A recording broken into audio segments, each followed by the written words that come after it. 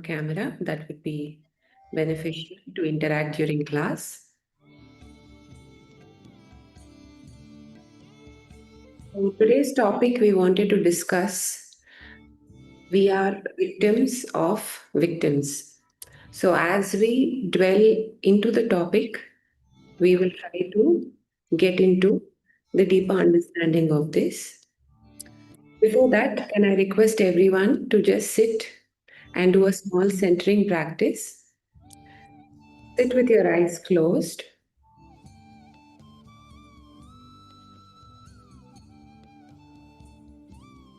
అమ్మగారు అది మ్యూజిక్ కొంచెం తక్కువ తెచ్చండి.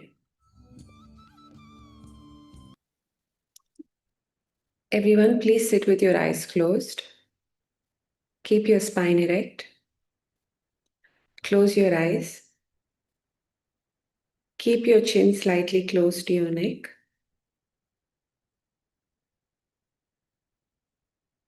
Sit comfortably. Just check if the weight of the body is equally in the center and not on the left or the right.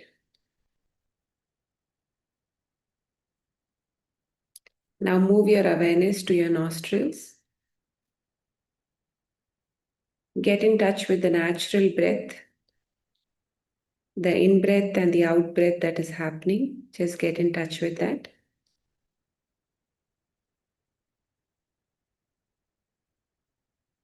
You don't have to consciously breathe. Just notice the natural breath.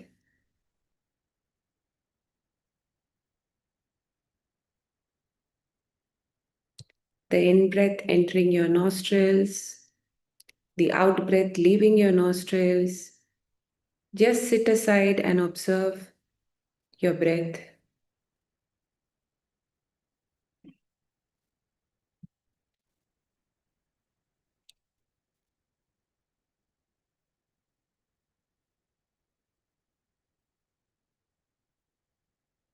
Now we'll do a small centering practice, keeping your eyes closed.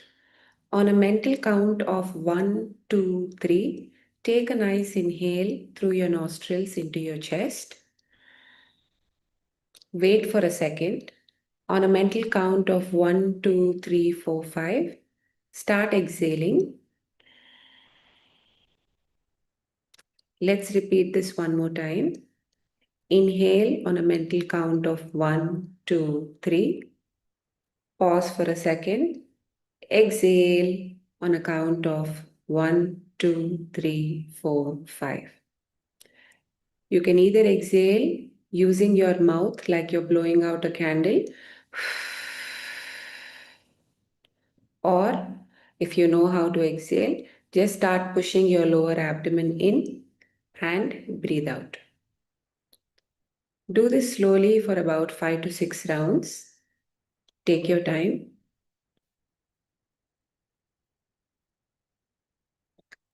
Inhale on a mental count of 3. Wait for a second. Exhale on a mental count of 5 and wait for a second.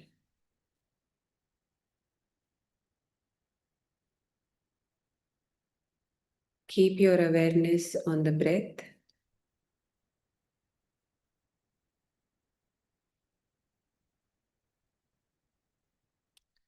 On every inhale, watch your chest rise up. Wait for a second. On every exhale, watch your lower abdomen sink inside throughout the breath and watch for a second.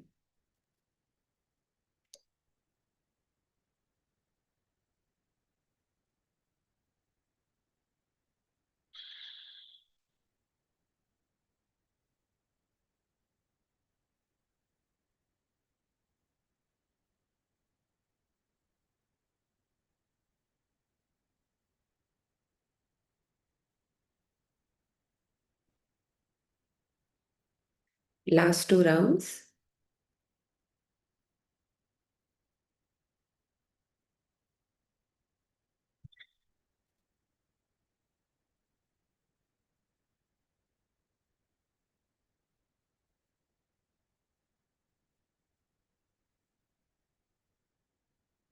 Let this be your last round and then return to your natural breath.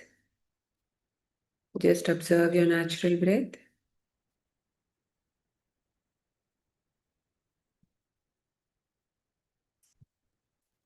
Whenever you're ready, just rub your palms and cup your eyes and then open your eyes.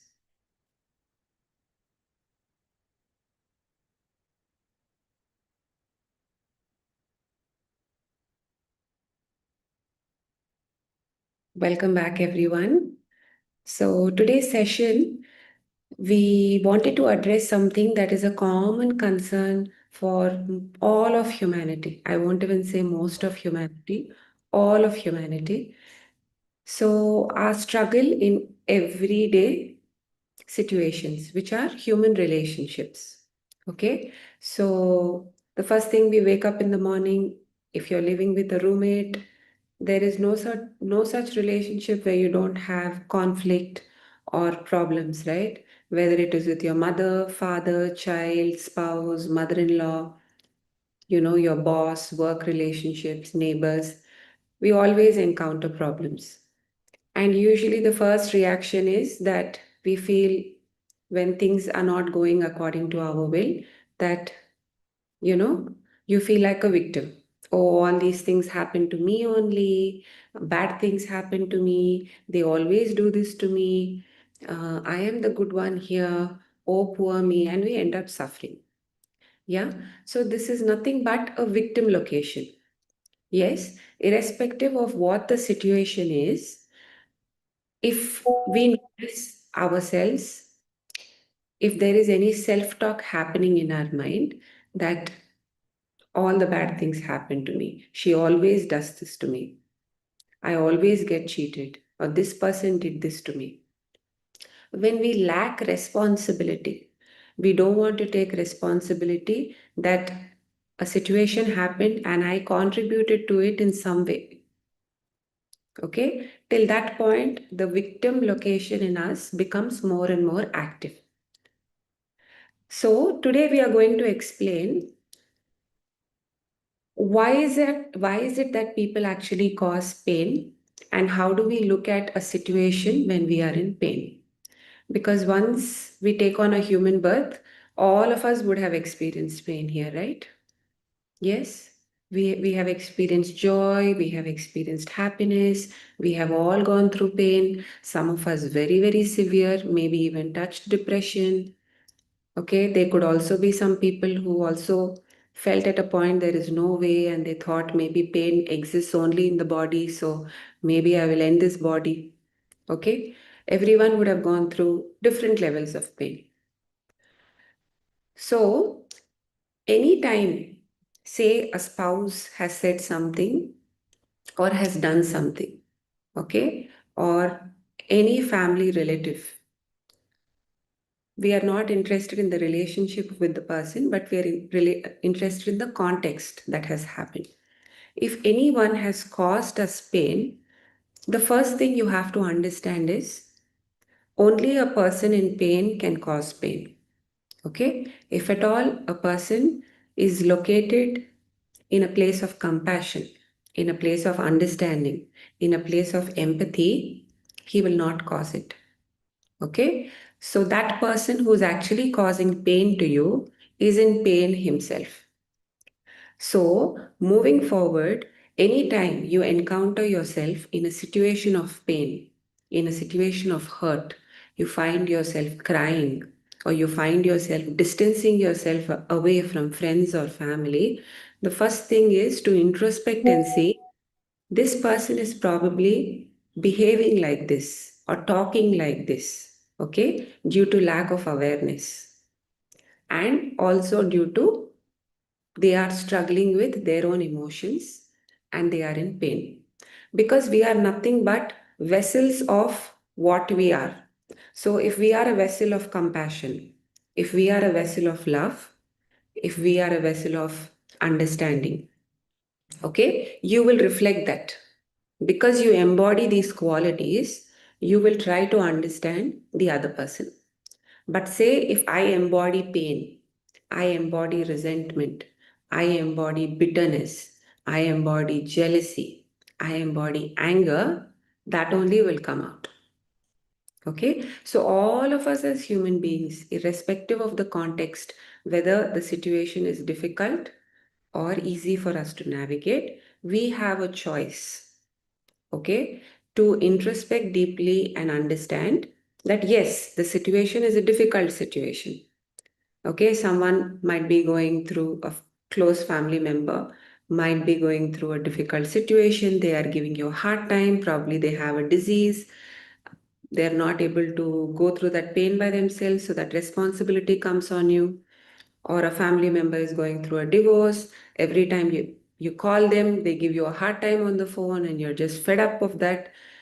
The first thing you have to think is it is not about you, it is about them. It is about them. Okay. But when you receive it from a place of understanding, okay, and you say, okay, whatever he said to me or whatever he is doing is not about me, it is basically him, and that is what he is seeing in this moment. Okay, so for us to develop that compassion, to develop that empathy, first of all, we practice it on ourselves.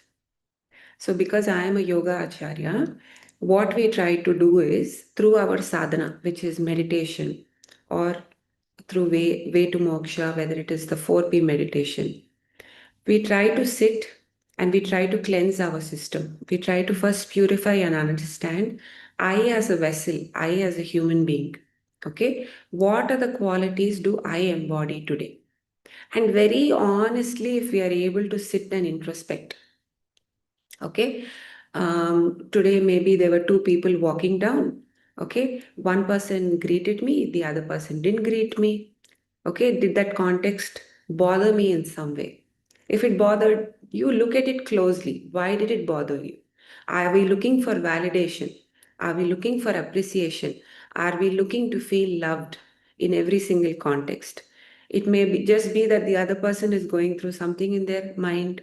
Okay, probably they didn't take notice of you. But it doesn't have to be about me, right? These are small, small things that we don't notice but cause irritation, right?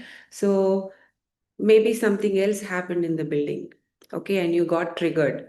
So when you sit with yourself, you will understand where jealousy happened. Maybe a family relative bought, a cousin of yours flowers for her birthday. But for your birthday, they probably didn't get you flowers. Somewhere there is a bug in the mind, no? We all want to compare. Okay, am I not important to this person? Okay, why is it that, he tries to make an effort there? Why does he not make an effort here? Okay, the only thing that is in our hands is that next time, if I genuinely feel love for this person, I will give him flowers or I will give him a gift. But the intention of the gift must be very, very pure. Okay, so I will purify my actions without any phala apeksha or without any expectation in return. Because all dukkham, all pain actually arises from phala apeksha.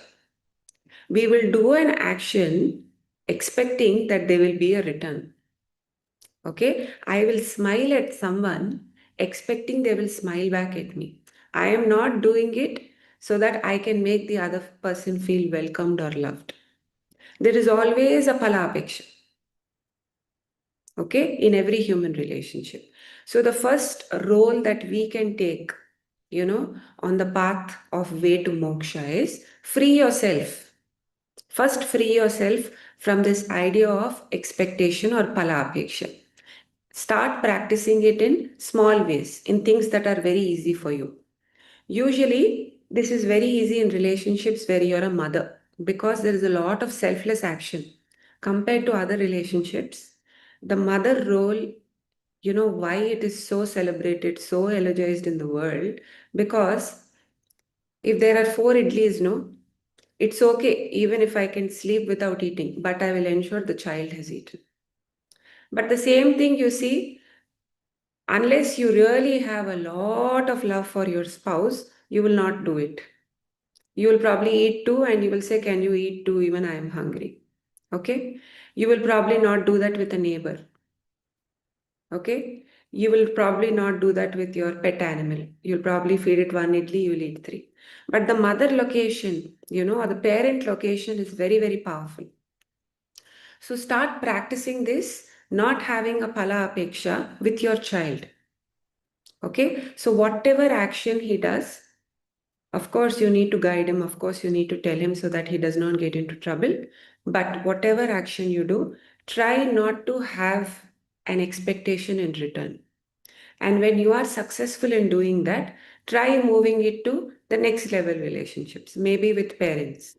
Don't have any expectation, whatever you do. Do it because it is giving you the joy. That's all. That is the only expectation. If it is not giving you the joy, ask yourself why. Are you still holding on to anger? Are you still holding on to any particular bitterness in your heart with this relationship that is not allowing your heart space, your anahata not to open? It happens. It happens with our parents. Actually, in some of our yoga sessions, we realize a lot of middle aged people post 40, between the age group of 40 and 65, a lot of their dukkham is associated with their parents. That as a child, my mother didn't do this or my father left me. Lot of dukkham, lot of resentment. And it is very surprising for me because they never talk about their spouse. They never talk about office relationships. They never complain about their children.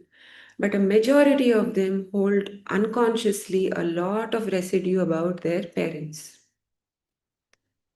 And when you look closely, you might think you had a good childhood. You might think, you were provided with everything. They took care of you. Maybe they didn't even beat you. But suddenly you will see today a lot of patterns that you carry. The more and more you meditate, you will notice your mother lives in you, your father lives in you, the way you behave, the way you want to win an argument or close any particular situation, the way you spend money, the way you manage your house, the way you talk to your children. If you pay close attention, your parents live in you. And if you are someone who actually struggled as a child, say if you were a people pleaser, okay, and you really didn't have a mother who accepted you for who you are. Okay, so you forcefully dressed up well to show up in certain situations. You had a tendency to lose things, but you were trying to get your mother's attention, so you would be hyper vigilant in the house, okay, about keeping your room clean or trying to please her all the time to get her attention and appreciation. After a point, once you have become an adult, you will realize you're doing that with your rest of the relationships also, wanting validation, wanting appreciation. Because as a child, you didn't receive that kind of unconditional love. That even if you did something wrong, your mother or father didn't tell you that it's fine, we still love you, even if you're an idiot. And most of us have this problem, you know, and we repeat the same patterns with our close relationships as we grow forward. So most of these people who come to this place, when we're having a yoga meeting, they express so much dissatisfaction and pain when it comes to these close relationships. So when you're sitting in introspection, try to see what are these relationships in your life that are stopping you from spreading out more love, from being selfless, okay, from um, being the authentic self that you are. Okay, so by reflecting on these topics, what we understand is that anybody who has caused us pain was eventually in pain at that point, and they didn't know any better. Because if they knew any better, obviously they would have done better. Yes? Does everyone agree with that? Yes? Why would you scold your child when you're irritated? If you were located in a better place, you would not do that, right? You would attend to him with more compassion, with more love. Yes, you would have told him, you would have had a healthy dialogue with him saying, Nana, this really hurts me. Can you not repeat this again? Yeah, rather than just going and saying, "Enisal చెప్పాలి నీకు చెప్పాను కదా, you keep doing these repeatedly. How many times do I have to tell you?" You will not do that because every time we are located in a place of pain, irritation, anger, we create a distance between human relationships, between the heart space. So the connection between the heart, because the moment you show anger, irritation, the other person starts to shrink because they are not in a place to take that. Usually children and people who are vulnerable, okay, they don't have the heart space to take it, so they will shrink and they will move back, and they'll feel like, okay, this is not a safe place. Okay, this gets me into trouble. Okay, Amma is happy when I do certain things, but when I do this, she's not happy. Okay, so the connection between two souls gets affected. And Ankokunda, without realizing, we create more bondage in these kind of relationships because the severity of the disconnect will actually increase the bondage between the two souls of us coming back into each lifetime more and more. The only way that we can actually release ourselves from bondage, touch liberation in every moment that we are living, not after death, because moksha is what happens in every moment that we are living. And that's why it takes practice in this. Every second that you have in a day is very precious. Okay, only through love can we get liberation. And I am talking about love where there is no pala apeksha. Because when there is no pala apeksha, there is no attachment. That I will do this to you, you give me back. Or, you're not expecting in your mind that that person is going to do something for you. That is true liberation. Once you find yourself in that position, you are so empowered because then dukkam cannot touch you because there is no expectation. Whatever is in your power, you're doing. If you feel like your body and mind cannot do it, you're at least able to tell them that this is my situation. See, I'm not able to do it, but I really have a deep intention that I would want to do something for you, but I'm not in a position right now. Right? Does that make sense? So, next time when we are having an encounter with someone who's causing us a lot of pain, the first thing we want to reflect on is that this person is in pain. That's why they're doing it. Okay, and at the same time taking responsibility within and understanding, okay, how did I contribute to this situation, if at all I contributed to this situation? Could I have responded better to ease that pain for that person? Yes. So these are two things that we want to reflect on, because there is no such thing as being a victim. Okay, that this happened to me, this person did this, that person said this. No, we actually give this victim is a location, and he is only one part of us. And the more we keep feeding it, the more he will enlive in, the more he will empower himself. And that's why you will notice some people know when they fall sick, they love to feel that papam. Ayo, this happened to you. Ayo, why are these things happening to you? Ayo, why is God testing you? Why will God test you like that? He will want you to be happy, no? Yeah, that's why he's called the divine. He's not a sadist that he will want to put you through all of this. Sometimes pain is inevitable. You will hurt yourself. Probably you will have a cut. You will feel the pain. Okay? But you don't have to sit and suffer. Ayyo nakidayindi. Ayyo, this happened to me. You don't have to show it to 10 people and say, see, this happened to me. I fell. This was so bad. I could not sleep. I had to go to the hospital. I had to get 15 stitches. Nobody must go through this. I could not cook. We don't have to suffer, right? Yes, the pain is there. And in life, just like joy, there will be pain. Till we find a place where we are not having any form of palapeksha, we are able to accept pain and joy as a part of life and just observe it with our breath, navigate through that situation and not form deeper karma, we are okay.